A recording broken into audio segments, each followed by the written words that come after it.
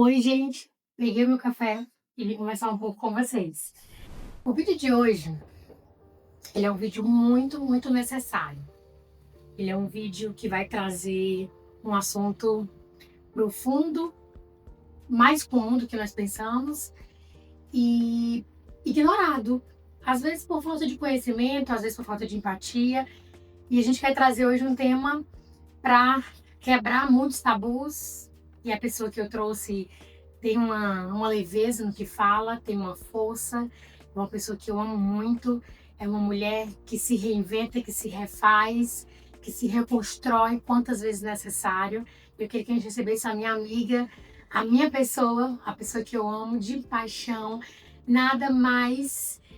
Não poderia ser outra pessoa para ver esse vídeo, nesse quadro com as mulheres, seria a minha querida amiga Fabiola. Oi, amiga, tudo bem? Tudo bom. Fica à vontade, senta. A gente está aqui nesse bate-papo. A diferença é que outras pessoas vão assistir, mas é o Sim. nosso bate-papo.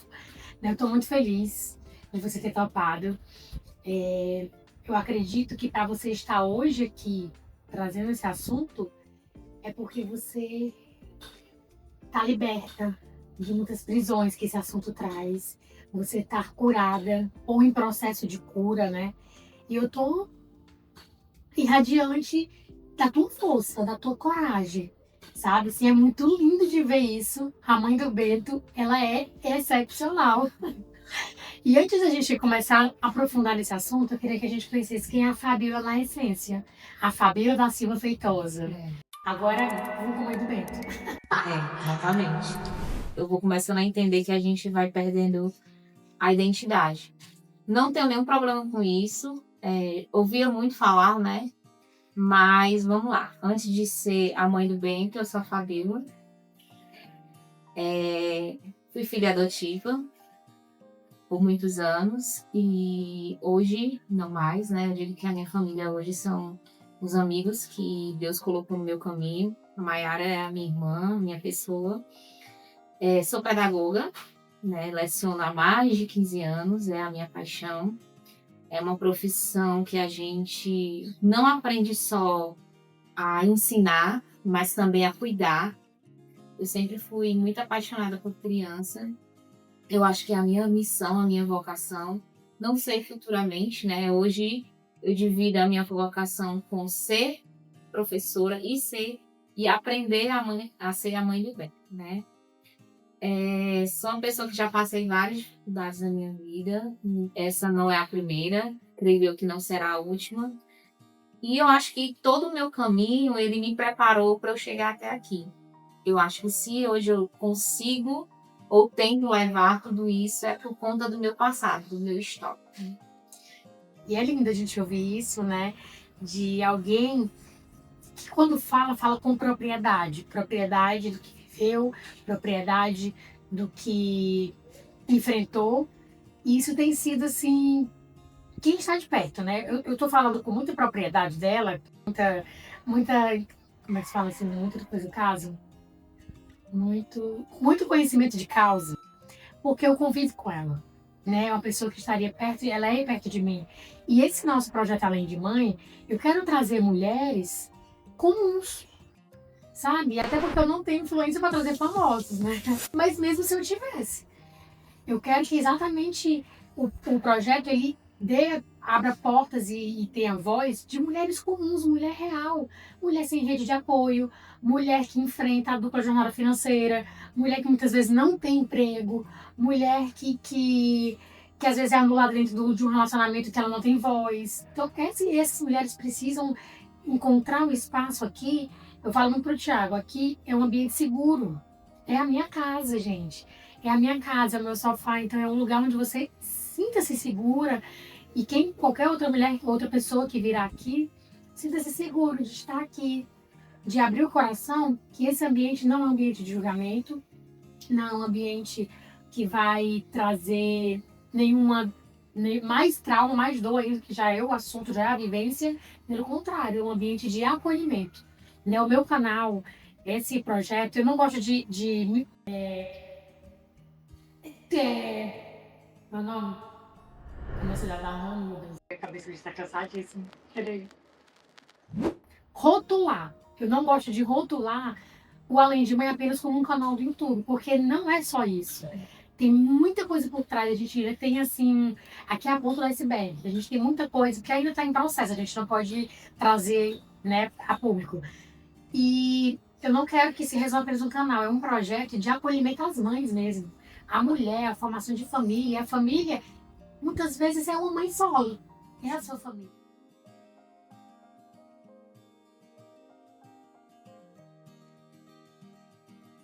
E o tema de hoje é exatamente esse.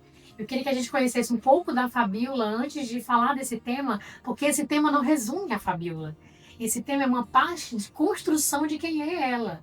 Mas ela é muito além disso. E o tema de hoje é a maternidade solo e a quebra do ciclo do abandono.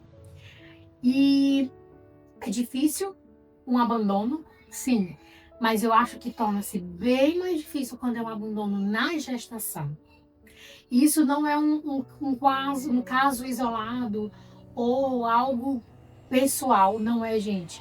É estrutural no nosso país. Os dados demográficos que a gente conseguiu pesquisar e ler são chocantes.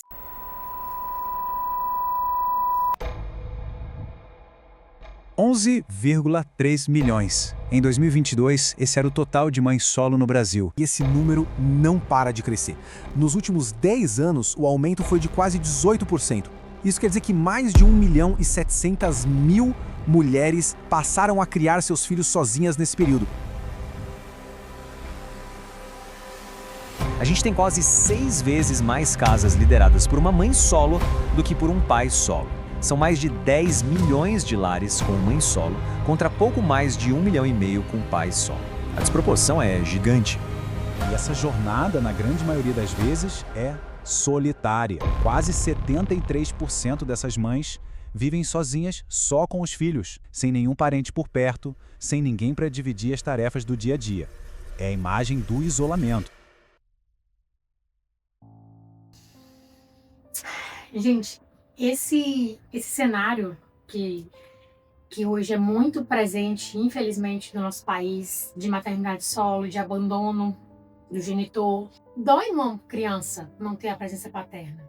Então, essas mães, ela têm uma jornada dupla de levar esse papel paterno para dentro de casa, muitas vezes o peso de várias outras atribuições financeiras, o peso da responsabilidade, o peso do cansaço, de tudo que tem que fazer, e não é fácil.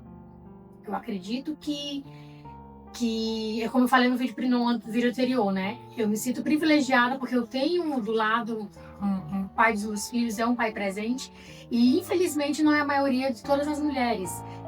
Eu queria de coração que isso fosse uma realidade de toda mulher, porque toda mulher merece ser bem tratada, merece ser bem cuidada, e uma mulher que se torna mãe, o seu estado de gestação, é o momento em que ela mais precisa de apoio. É o momento em que ela mais precisa de cuidado. E, infelizmente, isso não acontece. E não é um caso, amiga, assim, de... Meu Deus, será que é só comigo? Às vezes acontece com uma pessoa do lado e você não faz ideias. Às vezes está acontecendo com uma pessoa tão perto de você e você não tem a noção. Por muitos motivos. A pessoa às vezes não expõe, às vezes acontece por medo de ser julgado, por medo de como as pessoas comentam, ou achar que não vale a pena comentar porque ninguém vai ajudar, ninguém tem que se meter na sua vida, né? Tem esse sentimento também. Mas o que a gente quer trazer hoje, que o seu papel de coragem, a sua atitude de coragem, de vir aqui, colocar a sua cara e falar, é um alerta, é uma forma de até desmistificar muita coisa sobre esse assunto, né? E o que eu quero que você sinta-se aqui é acolhida, né? Mais uma vez eu repito, quero repetir quantas vezes for possível, não só acolhida hoje nesse vídeo aqui na minha casa, mas sempre. Você e o Bento têm um lugar muito bem reservado, muito bem particular aqui na minha vida, na nossa casa. Sinta-se acolhida. Em qualquer momento que você sentir e quiser pausar o vídeo, quiser dar uma respirada, aqui é vida real, né? É realmente o nosso bate-papo. Fica à vontade, tá bom? A gente tem, assim, uma amizade tão leve que vai fluir muito esse assunto, essa conversa. Quando eu fiz o convite para ela, Eu fiquei com medo e receio, porque eu acho que é um assunto muito delicado. Por mais que a gente tenha uma intimidade muito grande, mas não é fácil. Chegar para alguém e falar, ei, tu pode falar sobre isso, assim, assim. E eu fiquei relutante. Mas eu falei, é muito necessário. Eu pensei, é muito necessário. A Fabíola precisa encorajar outras mulheres e outras mães que passam por isso e às vezes não fazem ideia do que fazer, ou então acham que não vão conseguir. Tem mães que estão passando por isso neste momento, acabaram de iniciar essa jornada e já estão assim, querendo desistir. E hoje esse vídeo pode entrar para alguém com uma luz de que vai dar certo. Um spoiler, né? Nossa, se ela conseguiu, eu vou conseguir. Isso esse é o meu papel. É isso que eu quero, né? Eu queria que você trouxesse um pouco o assunto, né? Onde vai usar esse tópico, o anúncio e o abandono. Queria que você trouxesse um pouco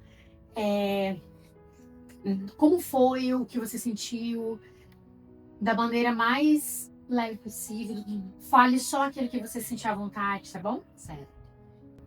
Para falar sobre essas questões, eu tenho que voltar um pouco atrás, né, no tempo. Na questão da Fabíola querer maternar, né? Na minha maternidade, já tinha um pouco mais de 10 anos que eu tinha vontade de ser mãe. Em um outro relacionamento não foi possível, né? Aconteceram várias coisas e tudo. E aí eu me fechei, né? Falando abertamente aqui, eu fui viúva muito cedo, aos 30 anos, também tem essa camada na minha vida. E com essa pessoa foram 12 anos de relacionamento e infelizmente, né, o tempo dele aqui foi muito curto. Mas enfim, passaram-se 5 anos, eu conheci o genitor do Bento. E até então pensava que eu não era mais possível me apaixonar e tudo. E foi aquele boom, né? Foi tudo muito rápido, quase um ano entre relacionamento, enfim, namoro. E era uma pessoa que me tratava muito bem, né?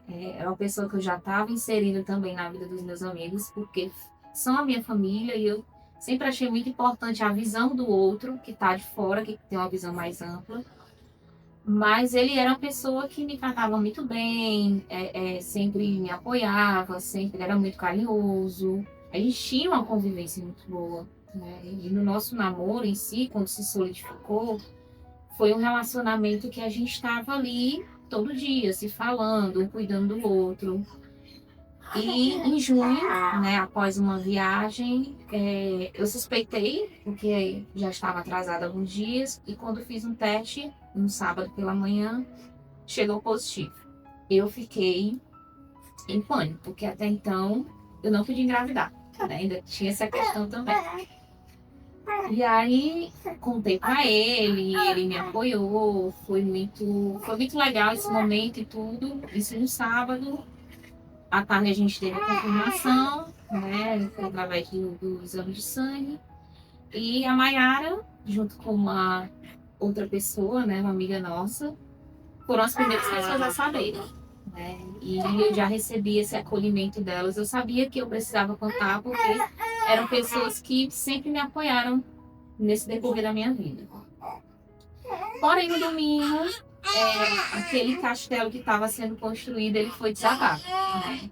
Foi tudo muito rápido. Eu não tive o apoio dele em nem 24 horas. No domingo a gente teve uma discussão e ele já foi falando que não daria mais certo o relacionamento e tudo, então já foi um choque. Você acabar de saber que você está realizando um sonho junto com o término de uma pessoa que, para mim, estava tudo bem.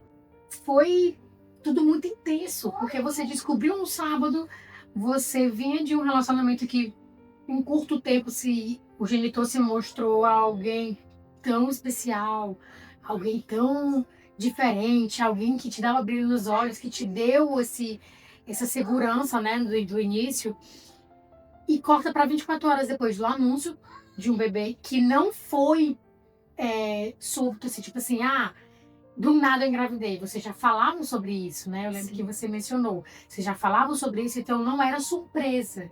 Foi algo inesperado. Foi assim, de repente, um tempo. Mas o acontecimento não foi surpresa, né? Era um assunto que já percorria, já era um assunto Recorrente. no relacionamento de vocês. E corta pra o gelo. Aquela coisa. Gente, 24 horas, é isso que eu fiquei sem entender. Pega o meu rolo de conversa com a Fabíola ali, o meu rodando aqui no WhatsApp. Vê as conversas, tem. Amiga, primeiro. Amiga, eu não recebi o diagnóstico. Posso ser que não posso ter bebê. Tarará. A médica suspeita de fertilidade. E pouco tempo, vocês não vão acreditar. Positivo. Eu achei assim, como assim ela me falou que não podia e tal? Ok. E corta para o tempo. Simplesmente o genitor não quer mais. Então, foi muito tenso. Eu imagino que para você, até para você digerir primeiro a descoberta de uma gestação e ao mesmo tempo, junto ali, no mesmo período, um abandono, foi muito difícil. Eu imagino que não foi difícil. Então, me descreve como foi as primeiras 24 horas para você, de 24 horas de um carrossel de acontecimentos. Então, as primeiras 24 horas eu não contei para ninguém o acontecido, até porque eu pensei que fosse o emocional falando ali, gritando, né? Porque para um pai também é um choque. Sim. Né? E ele não era, ele já era pai, né? Já era pai. E então, assim, quando eu vi que ele ficou tranquilo após o anúncio, então, poxa, ele vai estar aqui comigo, ele vai estar segurando a minha mão. Eu tô louca das ideias porque até então eu não podia, né? Só que aí veio essa questão. E aí começa o desespero. Você deixa o seu amor próprio de lado e começa a insistir. Não, vamos tentar.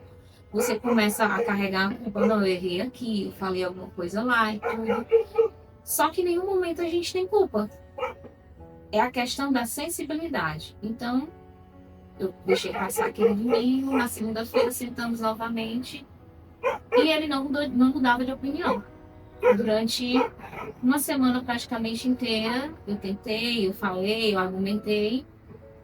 E assim, aquela pessoa que para mim era o príncipe encantado, era a pessoa que provavelmente eu ia construir uma família, que a gente conversava bastante sobre isso, se demonstrou, eu não reconhecia mais.